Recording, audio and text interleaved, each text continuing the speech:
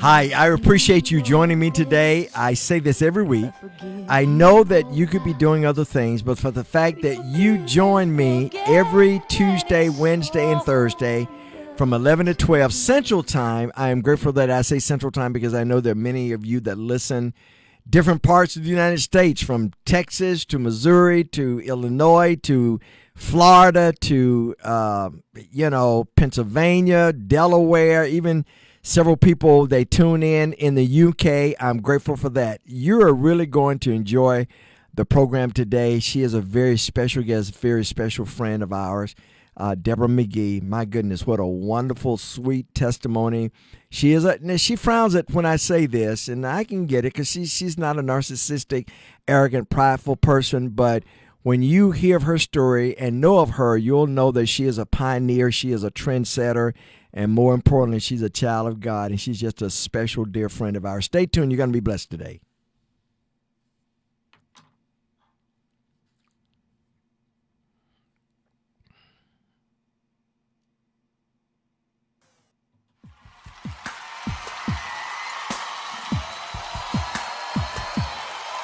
Hello, everybody, and welcome again to another edition of Defining Moments. I'm your host, Larry Nix, and I appreciate you joining me wherever you are. My goodness, I don't know what kind of weather you're having, but just a couple of days ago, I was wearing short pants. Of course, I was in the gym working out, but then I was this morning. I got up and had to put on long sleeves. My wife joined me today in the studio. And she said, should I put on a jacket? I said, you absolutely need to put on a jacket because a couple of days ago it was 80 degrees. And now in Mississippi, where this signal, our studio is located and originates from Pearl, Mississippi. You say, my goodness, where's a Pearl, Mississippi? First of all, where's a Mississippi? Well, we're the southern state in the United States. And if you take your finger and you put it in the middle of Mississippi, then that's where our studios are located, WPBP studios, and we emanate our signal from here, and we're grateful for that. We have listeners and viewers from all over the place, and I know that you could be doing other things, but the fact that you're here every Tuesday, Wednesday, and Thursday, I appreciate you on Tuesdays and Thursdays on our radio program, and then, of course, Wednesday on our podcast. We've been blessed that we're on like 25 different other digital networks across the globe. Whatever your digital preference is, we're there. Defining Moments with Larry Nix. And, of course, we launched our own digital network, IgniteMS.tv, in June, and we're building that out. I have so many wonderful announcements coming over the next couple of months. Just can hardly wait.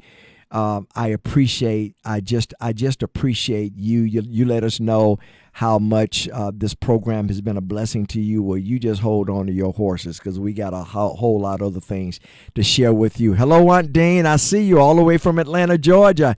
Thank you for joining us. Aunt Dean, guess what? Your favorite niece is in the studio today.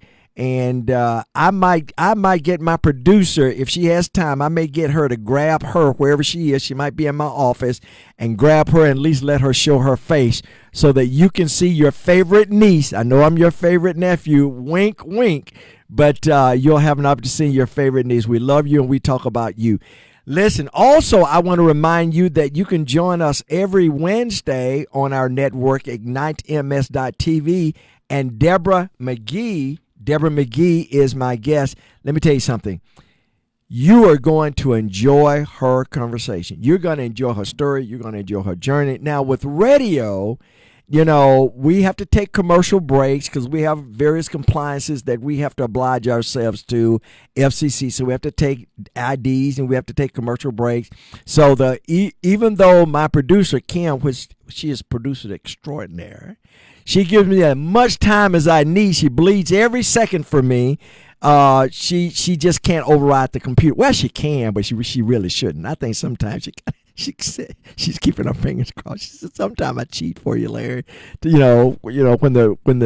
the topic is real hot or my guest is real hot, like today, I know she's going to give me every second. But I invite you to join me tomorrow at 11 o'clock on IgniteMS.tv for the unedited version of my conversation with our dear, dear, sweet friend, Debra McGee. Now, if you live in the Jackson metropolitan area, even state of Mississippi or the region, then that name rings a bell. But for those of you who may not be familiar with her body of work, at least allow me, I probably have 15, and I have my fingers crossed, I probably have 15 pages of introduction, well, really about 5. But I'm only going to read 2 because I think her just me having conversation with her today is going to be a blessing. So I'm just going to just give a Cliff Note version of Debra McGee and who she is. Debra McGee is Senior Vice President and Director of Minority Business Development at BankPlus. She has had a prosperous career in banking for over 35 years. I'm still trying to figure that out because she only looks 21. Maybe she'll reduce my loan at the bank with me saying that. At BankPlus, Ms. McGee is responsible for developing and implementing programs, product, and initiatives geared toward minority businesses in all communities BankPlus service. She has served as Nissan project manager, working with Nissan North America to implement services products for BankPlus. She currently serves as Continental project manager, working with onboarding staff at Continental Tires Company. Ms. McGee is a graduate of William Carey University School of Business with a Bachelor of Science degree in Business Administration. She also holds certificates of banking from American Institute of Banking and the University of Mississippi of Banking. She is a graduate of the Leadership of Hattiesburg, Leadership Jackson, past president and founder of the West Jackson Rotary Club. She has received a District Service Award and currently serves as the Assistant District Governor for Rotary. Ms. McGee was named one of the top 50 leading businesswomen in the state. She's also voted Jackson Advocate Woman of the Year. She was selected as the U.S. Small Business Administration Mississippi 213 Financial Service Champion of the Year. Ms. McGee was chosen as a woman of distinction for the Girl Scouts of Greater Mississippi. She was presented with the Robinson Watson Book Award for Outstanding Community Service. Ms. McGee was chosen as Who's Who in Black Mississippi. She received the Financial Woman International Woman of the Year Award and was a Dress for Success Woman of Strength Award recipient. Boy, she also serves as a board member of numerous board and service organizations, including Dress for Success Metro Jackson, Jackson State University Development Foundation Board, where she serves as chairman of board of directors. I could go on and on and on and on. She is an active member of Nissan Community Advisory Group, Community Foundation for Mississippi, and Woodward Hines Foundation. Miss McGee is a graduate again of Leadership Jackson and Leadership Hattiesburg. I could go on and on and on. But when you hear, other than me knowing that I'm going to get spanked on my hand by you at the conclusions program, when you hear me talk about all of the things that you have accomplished, and this is just a smidgen of that, what do you think, Deborah? I know what you're thinking, but you got to say it over the radio. I just thank God for who I am and where I am today. Someone, ladies and gentlemen, I'm telling you, someone with such a prestigious position, and people pull at you. You've served on numerous boards. You serve on numerous boards in leadership positions. You're in some significant boardrooms, making significant decisions as leaders. But yet, you're one of the most approachable people with your kind of position that I know. Is that by design, or you get up every morning and say, I'm going to be a nice person? Well, I first of all, I thank God for waking me up. Yes. First thing in the morning, but I try to be a nice person. It doesn't hurt to be nice. Yes.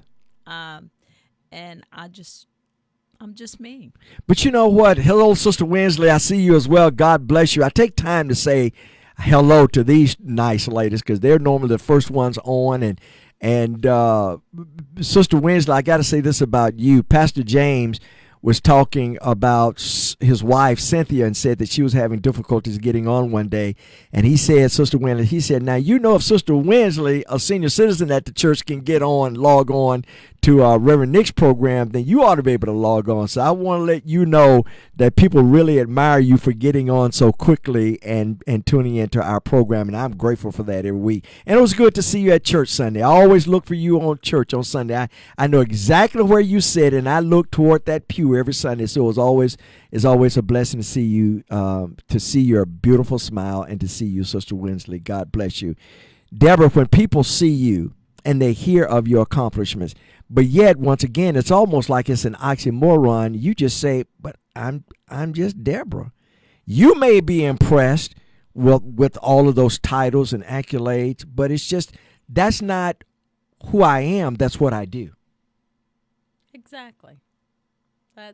Now, you got to give me more feedback than that, because you've always been that way, Debra. You're like, Larry, you're more impressed with this stuff than I am. That's just what the assignment that God has called me to. I look at it not only as my job and my fiduciary responsibility, but I look at this as my ministry.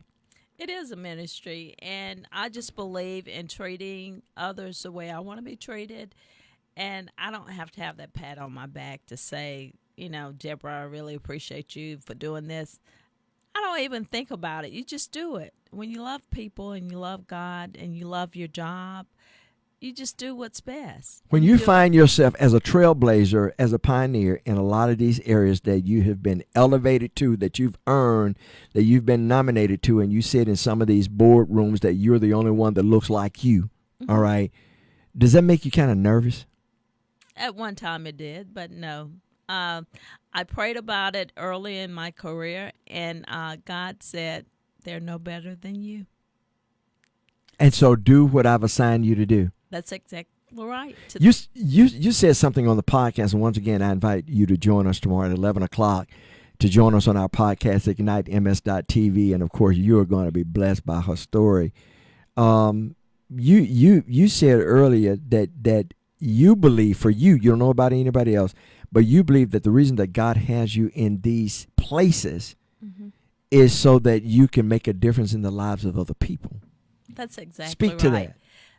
that. I feel that I never wanted to be in banking, never thought about being in banking, but I just feel that this is the path that God wants me on, and to continue on for sometimes, to help the underserved, to help those who don't know what to do or who to turn to. And I think it's a ministry, and I tell people a lot of times that, I think people feel comfortable with talking to me and telling me their life story, good or bad, because they know it's only between us, and they know I would try to help. So let's talk about how you got here. You talked about, because when people look at you now, they're like, she must have grown up with a silver spoon. She must have grown up with a nanny. No, definitely not. She must have grown up, in private schools or parochial school. No. When they see you now. And Carla, my wife, your friend, always says, people see they see where I am, but they don't know my story. Right. What is your story? My story is so different. It's a time for change, for me to look back and realize where I come from, and to thank God that it has not always been good. I had a great childhood, but integration and life stories that happens, it's just been different, but it's been good. I wouldn't change anything. So you talked about the fact that you were raised, you said something, but you said it with a smile. You said, I grew up poor, but I really didn't know I was poor. No. I guess until you got outside of your home and started independently living, and you're like, okay, well, I didn't have that, but I didn't know that my family was poor. So what does that mean? Well, it meant that we had love in our home. We always had more than enough to eat. We always shared with the community and the ones who had less than we did. So we were blessed. We had love, and that's something today that we don't have a lot of. But I thank God that I had a community and a village that raised me and taught me how to appreciate the smaller things in life.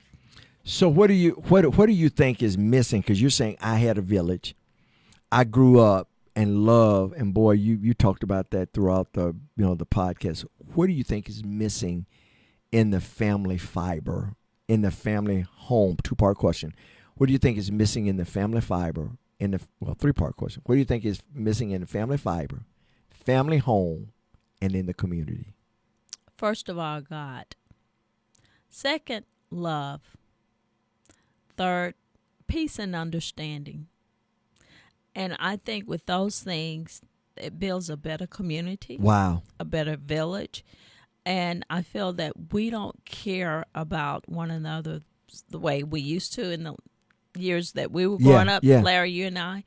And I just feel like we just go about every day just walking, just thinking about me. Self. And it's not about me. It's not about just me. It's about building a community that we could depend on, that we could show, and that we can learn from one another. Yeah. If we could get back to that, I think that's what's important. I mentioned early on the podcast, I said, I look at the designs of homes today that are being built. Mm-hmm. Something if you're not paying attention, you'll miss it. But if you're paying attention to the way homes are built now, architectural structure of homes like now, they have walkways to their front doors, but they don't have porches. Right. When we were growing up, we had porches, and I have fond memories of sitting on our front porch, watching people drive by, conversing with our neighbors. Exactly. But now you said a lot of folk don't even know their neighbors. They don't know who lives beside them because they're not taking the time, and they don't have a front porch. They're not making it intentional. That's true. And, when we grew up, it was intentionally that you looked out for one another, that you obeyed elderly people. And the fact is that it made a better community. Everyone knew one another, and that was wonderful. Ladies and gentlemen, my guest today is Debra McGee. She has an incredible story. You're going to be blessed. Stay tuned. We'll be right back, and you're going to be blessed. Hold on.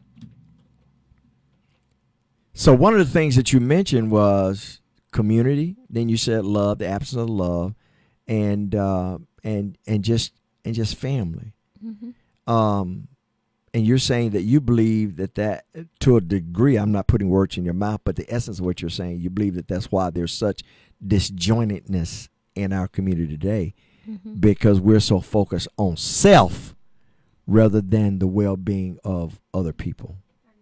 Yes, I truly believe that. And I feel that once we have arrived or are blessed or are in a position to help others, we should. And nowadays, we don't look out for one another. It's just as long as I get it for myself, then it's okay. Carla, my wife, shares the same sentiment as you. I'm in the position that I am, not just for me, but to help open doors for other people. Hold on. We'll be right back.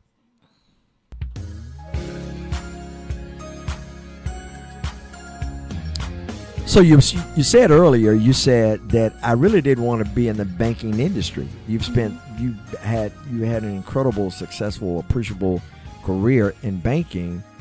So let's start. And you're right. A lot of people assume that you were born in Jackson, that you're from Jackson, but you're from Hattiesburg, Mississippi. That's exactly right. A small community called Palmer's Crossing. And I make that clear all the time where I'm from because I take pride in knowing that I'm from Palmer's Crossing, which is an underserved community. But we had so much, but every yet time, so little. every time you mention that, you keep smiling. Why? It's almost like you're looking back in your brain, in your mind. Because I think of the village that raised me, not only my mother and father, but the neighbors, who looked out for me, who would do anything to make sure that I was safe and to know that I was loved. You also, I know this about you, you're a strong woman of faith. Has that always been? Is that the way you were raised to be, or the experience or the environment that you had? Well, I grew up in church, and I attended Sunday school, and I still do. I'm going to get this out the way. It's just, it's just that I do. I have a strong faith, and I believe that I have favor with the Lord. So what does that mean? That means that I feel that anything that I could do, it's strictly because of the Lord putting me in positions and placing me where I need to be. All right. Now, you brought it up, so I'm going to follow up on it, and then I'm going to come back to your formative years. I know your path. I know your journey. You've been hit, and I'm saying this because I know that there are some of you that are watching right now, and there's some that are listening. We have a lot of delivery drivers that listen. I appreciate you. Keep your eyes on the road. We have a lot of delivery drivers that listen to this program you're streaming, and you feel like God has thrown you away. Why in the world am I going through? Here we go. Why in the world am I going through all this hell? I can't catch a break. What in the world? God, are you mad at me? Have you discarded me? What? It seems like I can't break through. And I know some of you feel that way. Some of you even feel that way now. So, listen, Deborah, you just said, I know I'm favored by God. Mm-hmm. You said that. Mm-hmm. But also, let me open up and tell people, you've been hit. Your life has been hit with boulders. Mm-hmm. You've been hit with tornadoes and unexpected tornadoes and thunderstorms and valleys. But you're still smiling. And you still have the nerve to say, I'm favored by God. Where is that coming from? You know, Larry, I don't even remember a lot of things that happen, good or bad, until someone brings it up or whatever.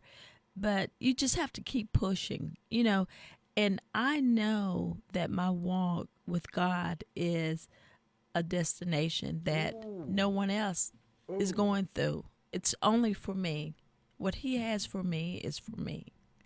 And what I do with it, good or bad, I would have to pay the consequences. So therefore, I believe in passing on this joy, whatever I could do for others to help. That's me. I love helping others. I love seeing people prosper. But for those that have been hit, mm-hmm. that's in the valley, how would you encourage them? I want you to look at them right now. How would you encourage them to get up and keep going? Everyday life is different. And we have to go through trials and tribulations, sunshine and rain, to understand the good in life. If it was the sun was shining every day, would we really appreciate when it's raining? Would we really appreciate what rain does for our flowers, for our life? Oh, wow. It renews. And so we have to just realize whatever is given to us in life, good or bad, as long as we learn something from it, you just have to keep going. And know tomorrow the sun is going to shine. It may be raining today. It may be cold outside. But you never know what tomorrow will bring. You said this. You said you never think about the storms that you've gone through until somebody brings it up.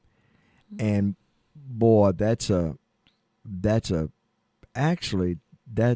sweet way of looking at that, Deborah. Because that says to me that you don't wallow. You don't wallow in your storms. You don't wallow in the woe is me.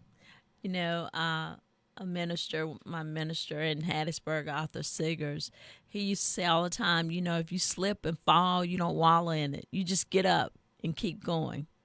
And those are some of the things that I remember. We're not perfect. We're going to fail. We're going to sin. And things may not go our way every day, Larry. They may not. However, we have to make the best of what God has given us. We have to be good stewards. We're not going to always be perfect. We're not perfect.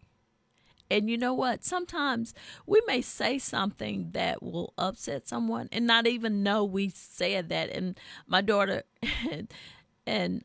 she tells me all the time, she says, Mama, you don't care how you say things. You're just going to say it. But I believe in 1 minute management. If you think it, you might as well say it. So therefore, if I say something to someone, it's not to hurt your feelings. I am blunt, and I do say things. Sometimes I've had people to tell me I talk too much. But I just believe that if you could say something to someone that will help them, they may not take it that way, but they're going to think about it. But people will always remember the way you treated them. That's right. And I believe in treating people like I want to be treated. That's right. Well, you said something earlier on the podcast. You said what you desire, you have to give. You said if you want to be loved, you have to love. You know, if you want grace, then you have to extend grace. That's what you said. Ladies and gentlemen, I'm telling you, don't miss this conversation tomorrow at 11 o'clock. That's ignitems.tv. You're really going to be blessed. That's when we get to talk, and the rhythm is there. The Holy Spirit joins us. We don't do anything without aid and guidance of the Holy Spirit. So you're saying it's your perspective. It's how you look at things. I was telling someone not long ago, I said, if you see, and I agree with your philosophy, by the way.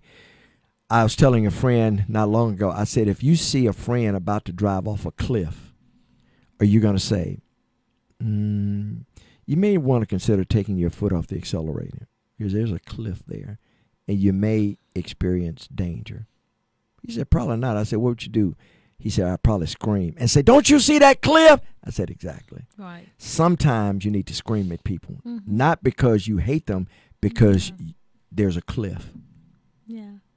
And that's what you're saying. Sometimes you say things and they may not like it, but it's not to hurt them, it's for their good. You're exactly right, because sometimes we don't see things that other people see, and we should be more cautious about the way we treat people. And some people really don't know how to love, Larry. Wow. They've never been taught that. And you have to be taught how to love. And because just think, if you grew up and your parents never hugged or kissed you or told you that I love you, that you could be someone, if you would know that. You wouldn't know, and you wouldn't do it because you never got shown it. That's exactly right.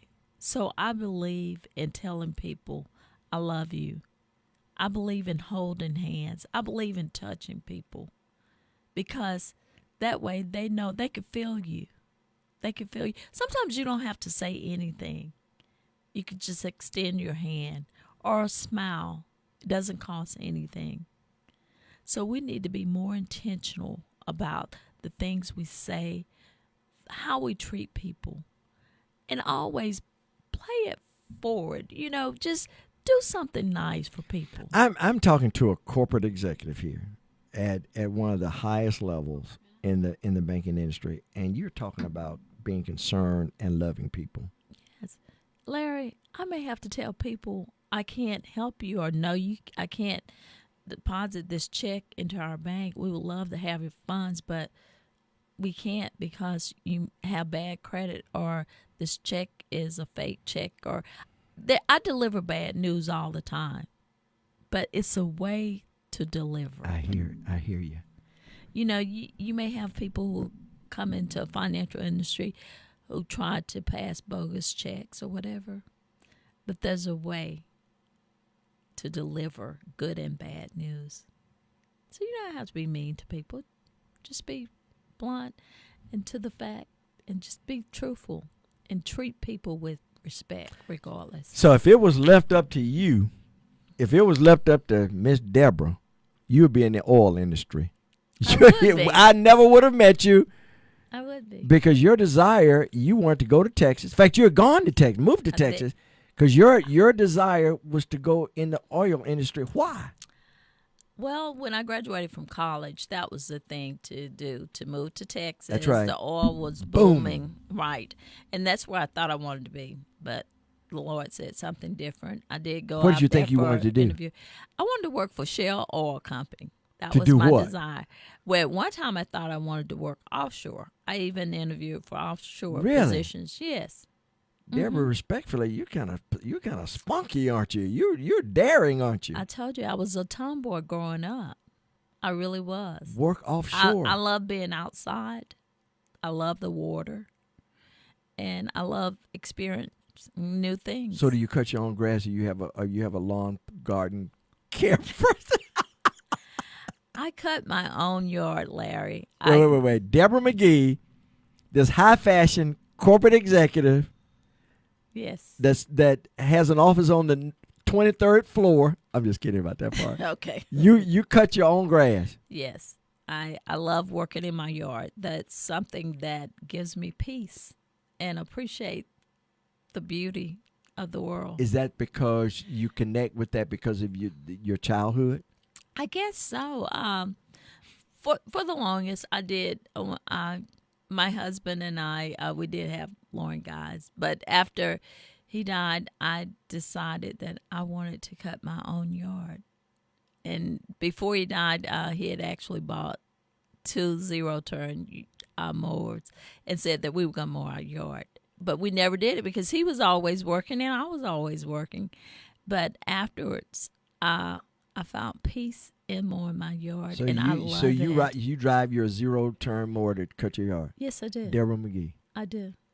And I have a tractor, too. Debra McGee. Yes. That I didn't know about you. I love it. But I'm not surprised. Mm-hmm. I love it. I could stay outside all day long working Is that in my is yard. that the part of your life that grounds you, that keeps you grounded? I guess it is. Is that it keeps you grounded, and that's the therapeutic part? Yes. And I love to buy distressed flowers and bring them back to life. I enjoy doing that.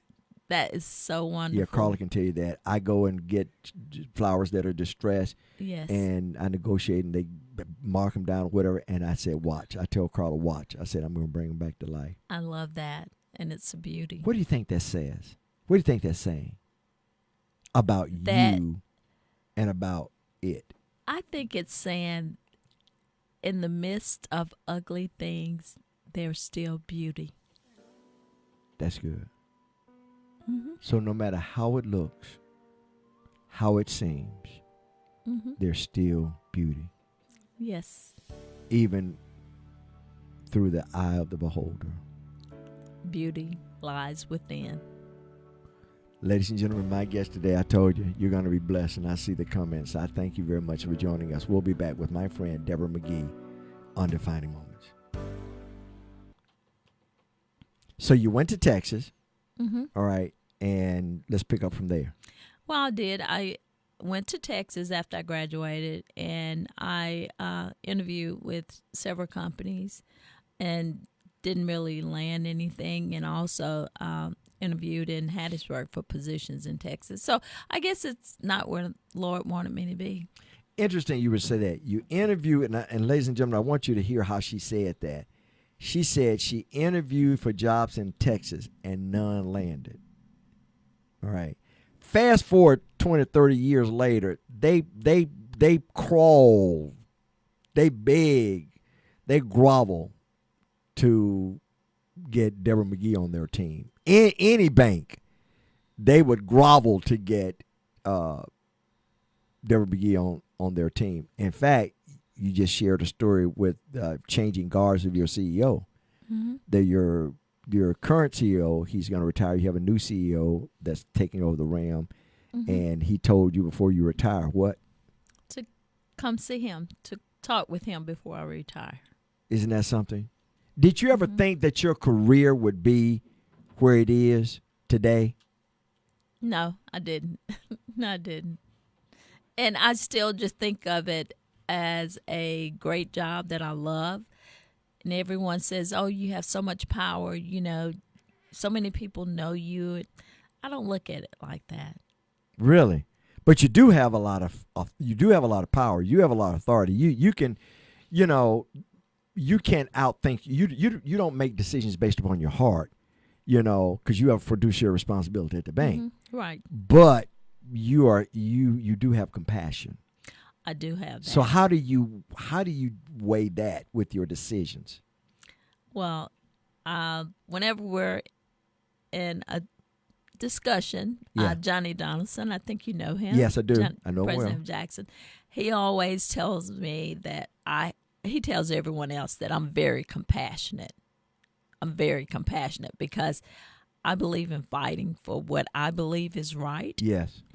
And I believe that we all should have a voice, the Yeah. underserved as well as the most fortunate. Mm-hmm. But Johnny, a lot of times he said, Deborah, I understand you're very compassionate, but I just feel that we all need to have a voice, and we all need to look out for the underserved as well as the ones who are fortunate, but I just don't think that it should be a red flag Yeah. that Yeah. throws up. And a lot of times in the community there is. Yeah. There is. That's right.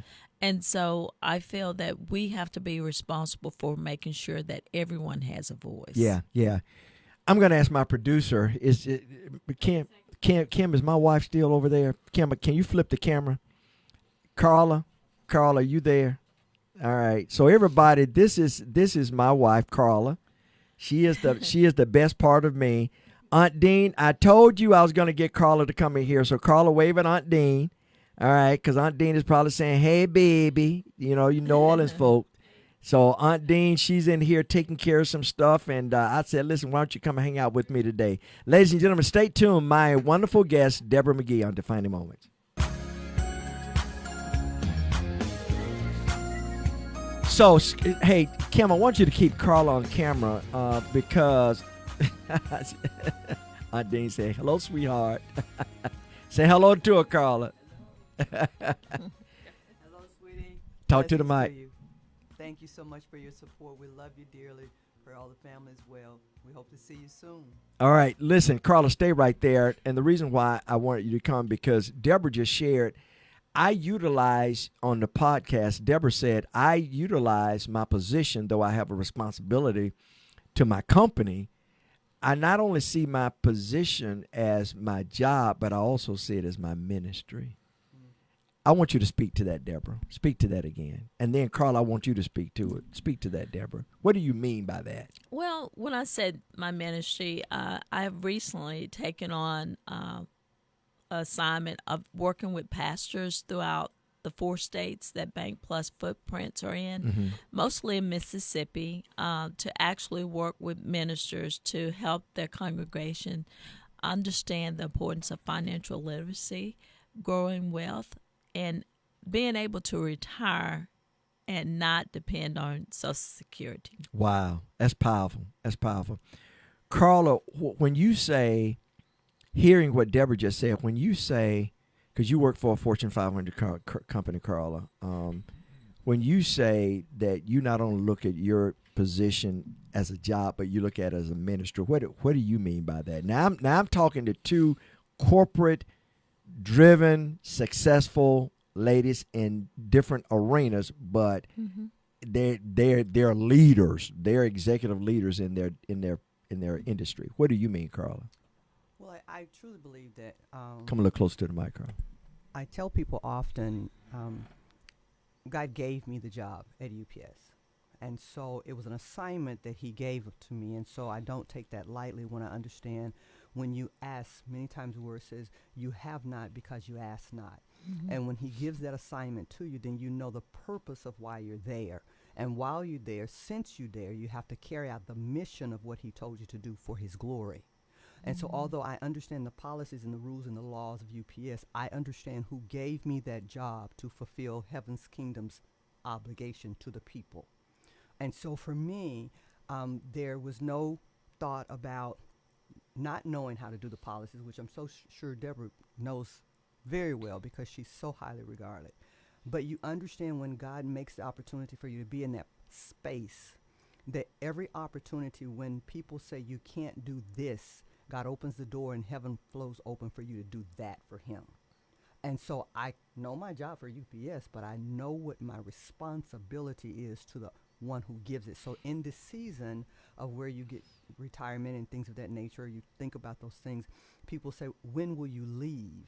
And I tell people often, God gave me this job. When he tells me he's finished with my assignment, he will shut that door and move me to another obligation. Well, and Deborah just talked about she was seeking opportunities in Texas, and it just that opportunity wouldn't come forth. Right. And I told Deborah, that's an easy one for me God shuts those doors because you're God not had to finished. get you here. Right. Had you gone to Texas and stayed in Texas, you wouldn't have been here. God, because your work was here. Correct. And oftentimes we scream and holler and yell, but looking back, Deborah, are you glad God really closed that door? I really am. Mm-hmm. I Mm-hmm. really am, because I have been able to help a lot of people as well as grow Countless. myself. And so God was working through me Yeah. to help others, Mm-hmm. and working within me to help myself. Yeah. You know. Wow. That's powerful. Mm-hmm. All right. So now, respectfully, I want you to be quiet. All right, Okay. for a second. Carla, I want you to pour into Deborah. So Because Deborah hears it from an institutional standpoint, but I think you need to hear from the community how much of a gift you are. and so as we approached each other this morning, Get a little close to the mic, Carla. as we approached each other this morning, I remember telling her, out of sight does not mean out of mind. There are times that God will give Deborah to us, and we have a mutual friend, Jennifer, that's no longer with UPS. She moved on, but we would stay in communication, and Jennifer would always mention Deborah's name. And she would come up in these places, and the places that I would see her in were always places where people needed desperate spiritual help, not necessarily financial help, because she had those capabilities and keys. And so, Deborah, for me, many times in your walk of life, we used to say, someone prayed for me, and we would make reference to grandmothers and mothers who prayed for us and villages that prayed for us. And so I just want you to understand that the footprints that you have left amongst the people that you have touched were not for a moment, but they're for a lifetime. And the reason you are here and was placed here at this season in time was because God had purpose for you, and he had explosion of manifestation in the spiritual realm for those people's lives that you have touched in any capacity that you have been. As I listened to the litany of things that you have done and accomplishments you've received in life, it was all about God using you even in the hardest of seasons of your life. He says, I want this to be purpose for you to yet continuously to tell those that you will meet in the next journey of life, whatever you decide, retirement, whatever that is, that your life has been led by this light that I put inside of you. And people have been able to see me through your living, not in a business stance, but from just the heavens of the hope of glory that you've given to people. And so you need to know that you have great value for the kingdom. It's wonderful to have the approval of man, but you have accomplished Great value for the the kingdom. So let me say this, Carla, because the mic is going a little mute. I know she feels very uncomfortable right now. And so I'm now wondering if it was a setup today. Yeah, it was a setup today. Not just for them, but for you too, because you are valuable, and you're a king's kid, and you're a daughter. And I'm gonna tell you something. And so I asked the question. I say this not to reminisce, but just to make a point. You said it, so I can repeat it because you said it first. You said that you had a divorce. You had to raise your children. You're a single mother. You vowed for 13 years. You stayed single for 13 years, 13 and a half years vow you never get married again. Just stay folks, raise your children. And then God sent a man in your life, and you married him, and he passed. He passed. Mm-hmm. And you're still standing. So when I talk about boulders, those are the kinds of things, and you're always so inviting, you're always so giving. Where does that come from, Deborah? Let me tell you something, because there are people, let me tell you why I don't play with the word of God. It's because I know that there are those that are watching me, that there are those that are listening. They're on the verge of doing this. They're on the verge of doing that. They're on the verge of doing this to themselves or somebody else. They're doing because they feel hopeless. They feel helpless. They feel like life can't get any worse. So I might just go ahead and end it. I'm sick. I'm tired. I'm worn. I just feel so helpless and hopeless. I want you to look at that person in that camera, and I want you to encourage them based upon your own life's experience. You know, life can throw you some strike balls. But we have to be strong.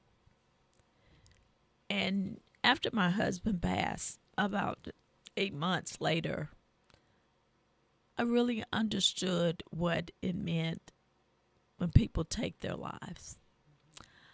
I was at a low point in my life because he was not sick or anything like that. He died from actually, he was the statistics of getting the COVID vaccination. He got blood clots in his lungs, and he just coded. But we have to realize that life is short. Whenever something happens in your life and you think there's no end, there's a better day coming. We have to realize that life is short. We need to love, and we need to forgive. We need to understand that it's not about us, but it's about what we could do for others that counts. It's about smiling at someone who you don't even know, who you never know what that smile will mean to them. It's about praying for people who you don't know or people who have done you wrong. It's about asking for forgiveness. We all want to be loved, but love is something that we don't give easily. So, in order to make a difference in the world, learn to love yourself, learn to forgive, and learn to ask for forgiveness. So let's just try to work it ourselves and improve life in someone else. You said something on the podcast. You said, oftentimes the struggle is not external, it's internal. You said you've got to be happy with yourself. It is. And one thing that I want everyone to understand, it's okay to seek help whenever you're down, whenever you feel that life is not worth living. Yeah. It's okay to see a doctor. It's okay to take medication that's prescribed by a doctor. Yeah. It's okay not to be okay. That's what I'm trying to say, Larry. Yeah. But I promise you those days will turn around and you'll look back and you'll be able to witness to someone and be able to help them because you've been there. You know, a lot of times people say, well, I can't imagine going through that. You never know. You never know what life is going to hold for you. We just have to make the best of whatever is given to us and realize tomorrow is not promised.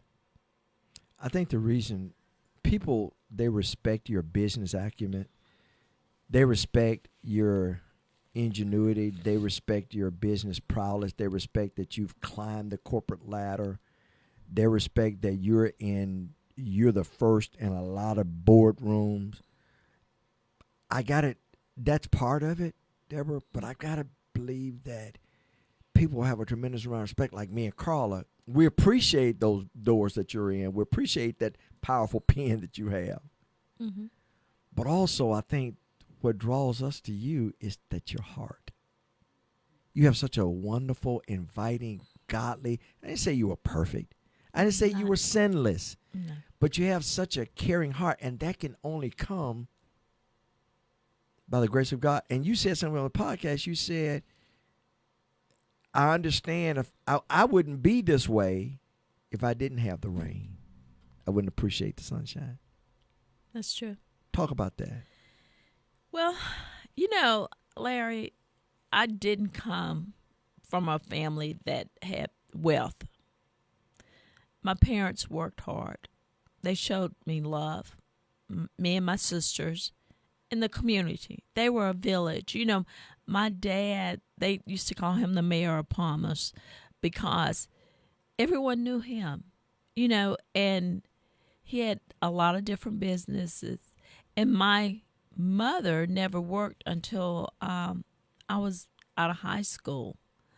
So we just was shown love by a community that didn't have much but was willing to give. And I thank God for that, because that's why I think I've learned to love and to help others. And that's why I believe I have favor. Not because I'm so smart, because I wasn't all A student. I was an average student. But being average sometimes sets you apart. For God to do his extraordinary. He puts the extra on the ordinary and makes it extra. Talk, Deborah. I tell people all the time, I'm not good at doing any one thing, but I know how to do a lot of things. But I do know how to bring people together, and I know how to uplift other people. So I thank God for me being an average person. Well, I tell you what, I found out something I didn't know. You also know how to drive a zero-turn lawnmower. I do. And a tractor. I do, and I love it. I love it. And I can believe that. Ladies and gentlemen, my guest today is Debra McGee. Man, listen, she's an extraordinary banker. She's a trailblazer. She's a pioneer, but yet she's a child of God. Stay tuned. We'll be right back. And so for those persons that feel like giving up, they feel hopeless and helpless because they just can't seem to get a break, what would you say? How would you encourage them? I would encourage you to find you a good church home. Find you someone that you can look up to. Someone who loves you. Someone who would pray for you. Yeah. And someone who won't be disappointed in you, but who will tell you right from wrong. So just remember, God is good, and he does favor his children. He does. You know, and it's interesting. People look at your arrival. Carla says it all the time. People look at your arrival and they celebrate your arrival and think that you've had a silver spoon, but they don't know your journey. You actually started in the banking industry at the very entry level as a teller, and we're going to talk about that when we come back. Ladies and gentlemen, thank you for joining us. I appreciate you being here.